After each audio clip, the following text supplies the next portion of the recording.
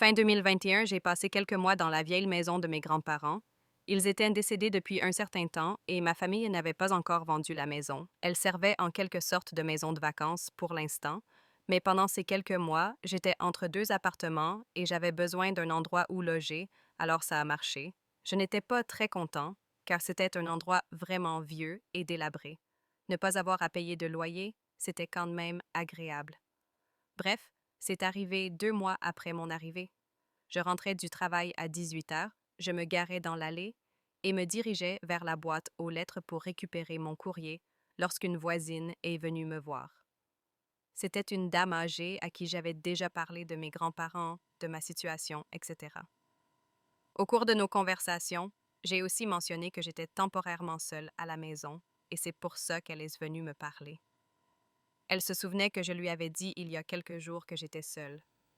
Mais plus tôt dans la journée, alors qu'elle se promenait dans le quartier, elle a vu quelqu'un bouger derrière les fenêtres de la maison. Lorsqu'elle a également remarqué que ma voiture n'était pas là, cela l'a inquiétée, car elle était presque sûre que j'étais au travail. Je l'ai remerciée de m'avoir prévenue, mais honnêtement, je n'ai pas bien saisi ce qu'elle a dit. Elle ne semblait pas très sûre de ce qu'elle voyait. Et puis, ce serait fou. Pourquoi quelqu'un serait-il entré dans la vieille maison de mes grands-parents? Toujours en marchant, j'ai jeté un coup d'œil rapide autour de moi pour voir s'il y avait des signes d'effraction ou de déplacement, mais je n'ai rien vu. Pas même une empreinte de chaussure au sol. C'était vraiment une façon étrange et troublante de commencer ma soirée, mais j'espérais que ce n'était vraiment pas inquiétant. J'ai préparé le dîner et regardé la télévision dans le salon le reste de la nuit. C'était vendredi, donc j'étais libre les 2 jours suivants. J'ai dû veiller après 1 heure du matin. Pendant ce temps, j'avais pratiquement oublié tout ce que mon voisin m'avait dit. C'était comme une nuit normale.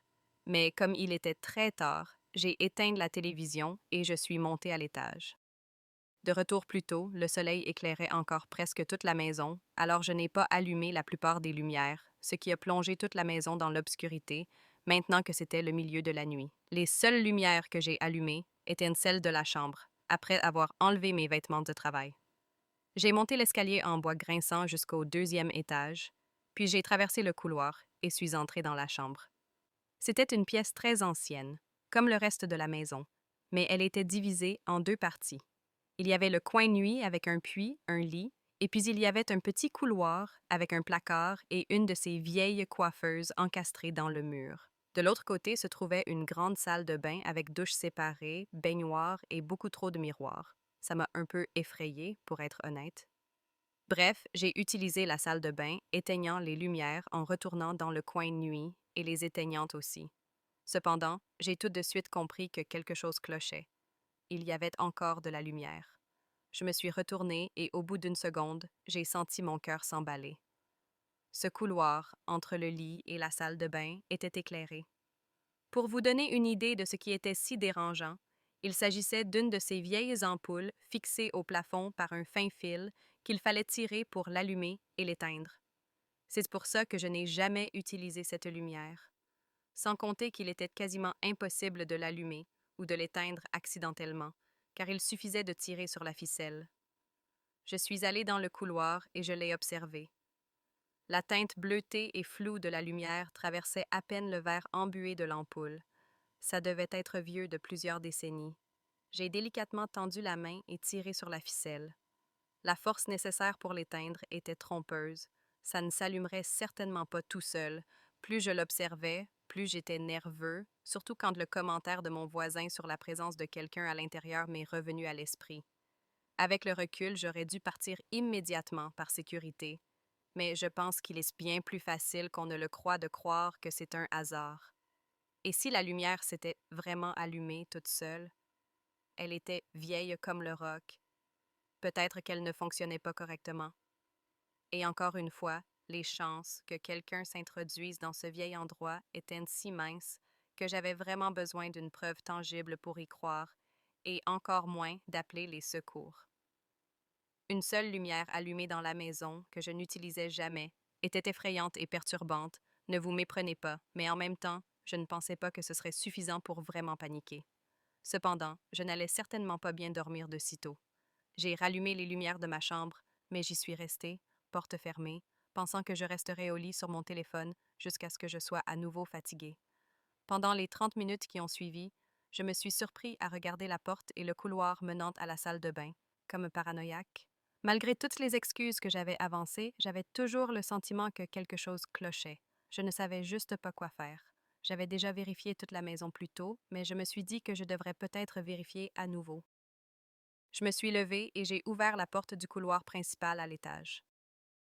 La maison était étrangement silencieuse. J'ai traversé le couloir jusqu'à la chambre d'amis et j'ai ouvert la porte.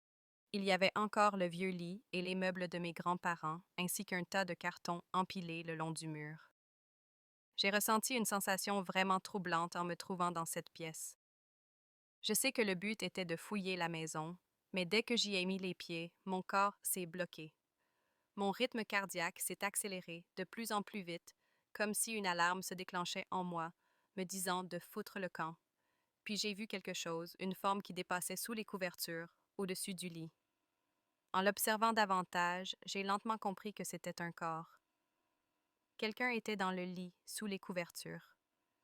La panique m'a immédiatement envahie tandis que je tentais de reculer, mais cela m'a fait trébucher légèrement, produisant un grincement bruyant sur le parquet. Instantanément, la personne s'est assise dans le lit si vite qu'elle ne dormait sûrement pas et qu'elle écoutait probablement déjà mes moindres mouvements. C'était un homme. Ses yeux me transpercèrent, mais c'est tout ce que je pus voir avant de quitter la pièce. Ses pas me suivirent de près. Je ne me suis arrêtée qu'une fois sortie de la maison et ai couru jusqu'au pas de la porte de la voisine, celle-là même à qui j'avais parlé plus tôt. Elle m'a laissé entrer et a trouvé de l'aide en chemin. J'étais reconnaissant que les policiers soient arrivés assez vite, mais l'intrus avait dû filer aussitôt, car il était déjà parti. Dans les semaines qui ont suivi, mes parents ont aidé à faire l'inventaire de tout ce qu'ils savaient être dans la maison, ou du moins de tous les objets de valeur, et rien ne manquait. Ou si quelque chose manquait, ce n'était pas de valeur. Ce qui soulève la question, pourquoi était-il là? Beaucoup pensent qu'ils savaient simplement que personne n'habitait dans la maison et qu'il y squattait donc, y vivant, à l'insu de tous. Mais ce qui me terrifie et me fait penser que ce n'est peut-être pas le cas, c'est ce que j'étais là depuis 2 mois. Il devait donc savoir que j'étais là. Était-il possible qu'il se soit caché, vivant là avec moi tout ce temps, sans que je m'en aperçoive? Et que serait-il arrivé si je ne l'avais pas retrouvé et fugué? J'ai déménagé immédiatement et je ne suis pas retournée à la maison depuis. Je ne le ferai probablement jamais. Je revenais d'un road trip, rien de bien extraordinaire, juste pour rendre visite à des proches pendant quelques jours. J'ai toujours détesté les 14 heures de route. C'était trop pour faire confortablement une journée, mais pas assez pour justifier de prendre un hôtel et de faire le trajet 2 fois plus longtemps. Je me forçais toujours à tout faire en une seule journée, ce qui gâchait complètement le plaisir du road trip. Bref, j'avais quitté la maison de mes parents vers 15 heures, alors je roulais toute la nuit. Ce n'était pas une bonne idée. J'étais fatiguée et somnolente à minuit, mais cette partie de la route ne traversait pas de ville ni rien de ce genre. C'était des chemins forestiers désertiques ou tout simplement le néant. Quelques stations-service de temps en temps et peut-être quelques chemins de terre menant on ne sait où. Je me suis dit que je m'arrêterais dès que j'en aurais l'occasion pour prendre quelque chose pour me maintenir éveillée. Un café, une boisson énergisante, n'importe quoi. J'ai trouvé une petite station-service un peu plus loin, dans les arbres, au bord de l'autoroute. On aurait dit une station-service locale. Il y avait peut-être une petite ville derrière, même si elle était bien sûr cachée par tous les arbres. Aucun lampadaire ne descendait même sur la route qui passait derrière la station-service. En m'arrêtant, j'ai remarqué que cette station-service avait l'air un peu étrange. Elle ne ressemblait pas à ces stations modernes avec leurs immenses surplombes qui recouvraient les pompes.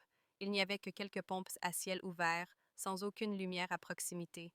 Même le bâtiment ne semblait pas avoir de lumière à l'intérieur. Bref, j'aurais certainement pensé que cet endroit était fermé, voire abandonné, s'il n'y avait pas eu 3 ou 4 autres voitures garées sur le parking. Cela ressemblait vraiment à une station-service classique au bord d'une route déserte avec d'autres clients présents, sauf que l'éclairage était moins intense. Mais j'ai supposé que, comme il y avait d'autres voitures, elle était encore ouverte. Je me suis garée à côté des autres voitures et je suis sortie. En m'approchant de la porte, je ne voyais que mon reflet sur la vitre jusqu'à ce que je l'ouvre. Dès que j'ai ouvert, les 4 ou 5 personnes dispersées à l'intérieur se sont immédiatement retournées et m'ont regardé, pas seulement d'un regard, Elles ont toutes bougé et m'ont regardé fixement, les yeux fixés sur moi. Les visages des hommes étaient tous durs et impassibles, mais c'est tout ce que je pouvais voir, car après avoir été prise au dépourvu par eux, j'ai remarqué non seulement qu'il faisait terriblement sombre, mais aussi que c'était vide. Toutes les étagères étaient encore debout, mais il n'y avait rien dessus. Même après avoir vu ça et levé les yeux vers tous les hommes, ils me regardaient toujours comme si je n'étais pas à ma place. Tout cela a duré une dizaine de secondes avant que je ne recule et laisse la portière se refermer devant moi, avant de retourner précipitamment à ma voiture. Je ne savais pas ce que c'était, mais j'avais l'impression d'assister à une étrange réunion de sectes dans une station-service abandonnée où j'aurais fait irruption sans m'en rendre compte. Je me suis éloignée du magasin et j'ai repris la route. J'imagine que c'était le genre de choses auxquelles on ne réfléchit pas trop et qu'on laisse de côté, car 10 minutes plus tard, j'avais accepté le fait que je ne saurais jamais vraiment où j'étais entrée et je me remettais à chercher une station-service.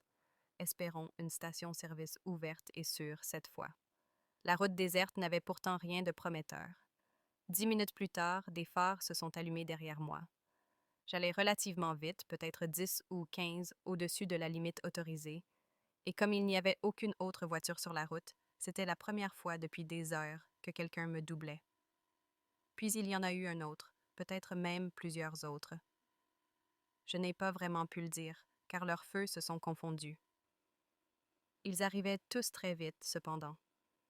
Je me suis placée sur la voie de droite pour les laisser passer, et le premier l'a fait, mais il a vite repris sa place devant moi. J'étais suffisamment conscient pour ralentir un peu, mais je ne m'attendais vraiment pas à ce qu'il freine brusquement. J'ai failli faire une crise cardiaque en essayant de faire une embardée pour éviter de les percuter. J'ai réussi à m'arrêter à quelques mètres de leur pare-choc, ma voiture légèrement en travers, et c'est là que tout s'est enchaîné. C'était une des voitures de la station-service. J'ai regardé dans le rétroviseur.